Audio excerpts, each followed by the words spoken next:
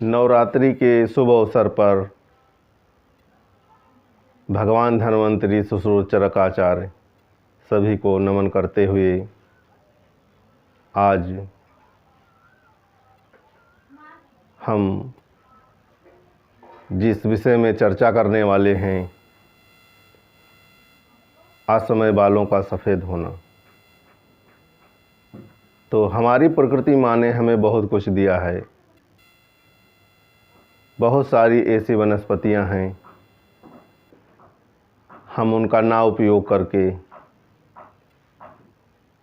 और हम केमिकल का प्रयोग करते हैं। तो मैं वैद्य मनोज कुमार वर्मा, आज हम जिस योग की चर्चा करने वाले हैं, असमय बालों का सफ़ेद होना। तो हम कारण पे बात करेंगे कि असमय बाल सफ़ेद हो क्यों रहे हैं, और फिर निवारण की बात करेंगे।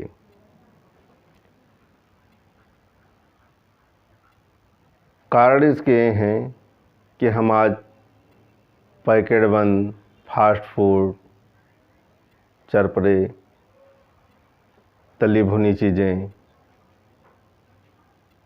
इनका प्रयोग अत्यधिक कर रहे हैं। आज ये देखने में आता है छोटे छोटे बच्चों के भी बाल सफ़ेद हो जाते, 15-16 वर्ष की आयु में बाल सफ़ेद हो जाते हैं। और हम तरह तरह के फिर केमिकल यूज करते हैं एडवर्टाइज देख करके, और उसके कोई भी परिणाम हमें नहीं आते हैं और हम परेशान होने लगते हैं। तो सबसे पहले हम अपने आहार पे ध्यान दें कि हमारे बाल सफ़ेद क्यों हो रहे हैं। तो यही देखने में आता है कि हम गलत वस्तुओं का उपयोग करते हैं। तो इन गलत वस्तुओं का उपयोग ना करके हम सात्विक भोजन करें, अपने आहार पे ध्यान दें, अपनी दिनचर्या ठीक रखें, योग प्राणायाम करें, तो ऐसी व्याधि हमें ना आए। और अगर व्याधि आ भी जाती है तो हम किन चीज़ों का उपयोग करें। तो हमारी प्रकृति माँ ने बहुत अच्छी अच्छी औषधियाँ हमें दी हैं। आज हम उन्हीं औषधियों के बारे में चर्चा करेंगे। और एक अनुभूत परीक्षित योग है जिस योग की हम चर्चा करने जा रहे हैं, और इस योग से हजारों आदमियों ने लाभ उठाया।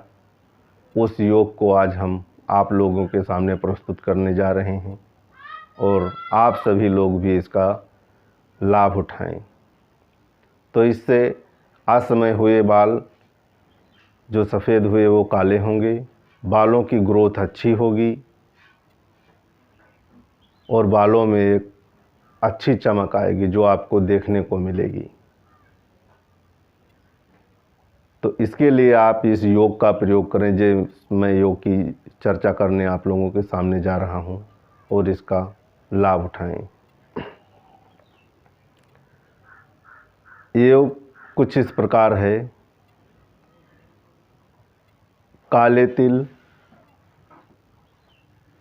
आंवला, मुलेठी, कमल केसर, इन चारों को सम प्रमाण मात्रा में लेकर के इनका बारीक चूर्ण बनाएं और कप्पड़ छान चूर्ण करें, यानी बहुत बारीक।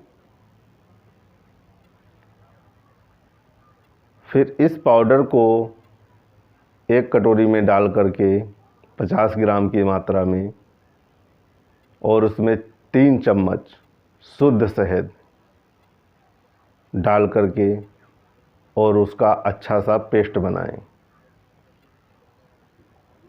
और उस पेस्ट को बालों में लगाएं 1 से 1.5 घंटे के लिए स्नान करने से पूर्व। पेस्ट बालों में लगाने के बाद सूख जाता है, 1-1.5 घंटे में सूख जाता है, और फिर इसको रीठे के पानी से, रीठा बाज़ार में मिल जाता है, रीठे को ले आएं और उसको शाम को भिगो दें, और सुबह उस रीठे के पानी से इन बालों को धोएं।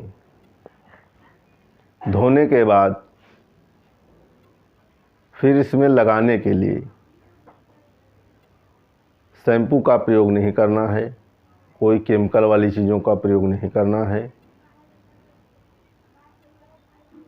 फिर भृंगराज बालों को सूख जाने दें। फिर भृंगराज और चमेली का तेल, ये 2 तरह के तेल मार्केट में आपको मिल जाएंगे। ये दोनों तेल ला करके और इनको हाफ क्वांटिटी में मिला करके, यानी सम प्रमाण में मिला करके दोनों को और बालों में लगाएं, अप्लाई करें। और तीसरी चीज़ है, इसी पाउडर को काले तिल, आंवला, कमल केसर, मुलेठी, इसको चूर्ण को 1-1 चम्मच की मात्रा में 1 चम्मच सुबह, 1 चम्मच शाम को सादे के पानी के साथ सेवन करें। 1-1 चम्मच चूर्ण सुबह शाम सादे पानी के साथ लेवें।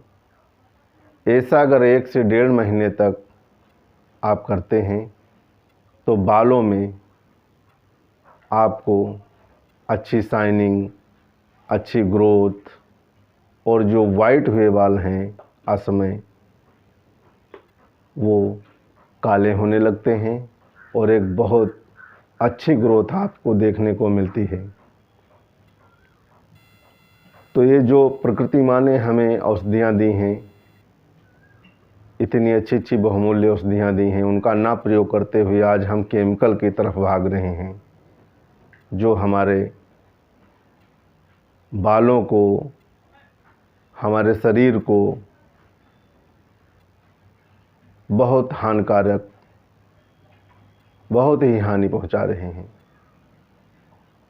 तो इन चीज़ों का अगर आप प्रयोग करते हैं तो आपको बहुत अच्छा लाभ मिलेगा और ये एक अनुभूत योग है।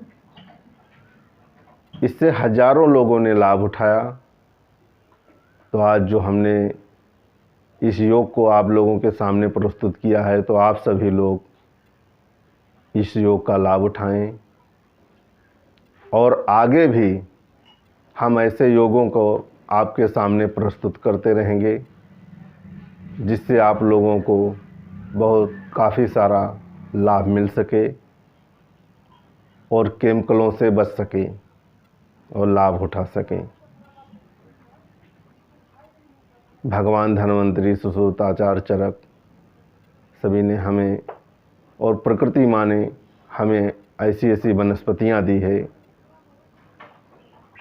हमारे पृथ्वी पर ऐसी ऐसी वनस्पतियाँ हैं, उन वनस्पतियों का आज हमें ज्ञान नहीं है, इसी लोग हम भागते फिरते हैं इधर उधर और हमें पूर्ण लाभ नहीं मिल पाता है। तो हम चाहते हैं कि आप सभी लोग इन वनस्पतियों का और इस योग का लाभ उठाएं। इसी के साथ हम अपनी वाणी को विराम देते हैं। जय भगवान धन्वंतरी, जय सुश्रुत आचार्य चरक और हमारी पृथ्वी माँ और वनस्पति माँ को हम नमन करते हैं।